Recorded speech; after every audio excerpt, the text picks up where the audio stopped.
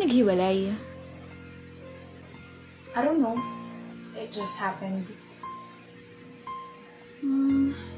Alam mo po yung parang naramdaman mo na lang na something changed. That's the cue na parang I have to let go.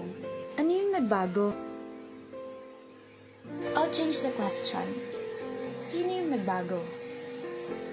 Siya. And the worst part is hindi niya napansin yun. Naging masaya ka ba sa akin? Yes. Of course I was. But it was a different kind of happiness, Brad. It was only for a moment. The happiness that I feel with Adi right now feels so right. And it feels endless. Genuine question. Would you take me back if hindi kayo ngayon? No, Brian. I won't. Why? Ikaw ang bumitaw, bakit ka pa babalik?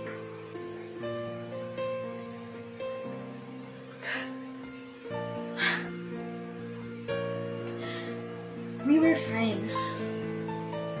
We were fine that day. Why did you have to let me go? Kasi nga nagbago ka. Same reason? I didn't change. You did. You did.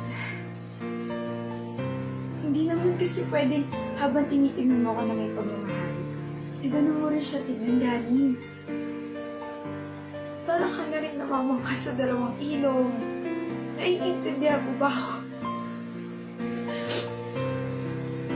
I had to let you go kasi alam kong papunta ka na sa kanya. Thankful ka kasi I just did the right thing. You're welcome. Thankful ako kasi ngayon alam ko na kayo na talaga ni Adi. Tapos masaya ka sa kanya. At least na yung puso mo. I shouldn't be crying. Ito pala yung closure, no?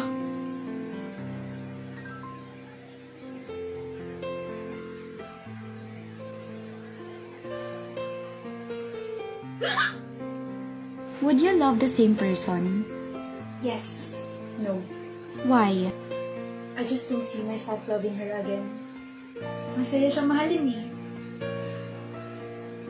I love... 안녕! What's anyong? 안녕! Never mind.